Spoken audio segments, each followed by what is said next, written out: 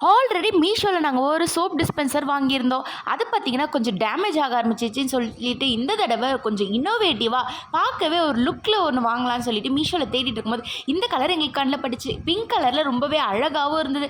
என்னடா இது இங்கே சந்தில் வேறு ஒரு ஓட்டை கொடுத்துருக்காங்களேன்னு சொல்லிட்டு எல்லாத்தையும் பார்த்துட்டு இருந்தேன்.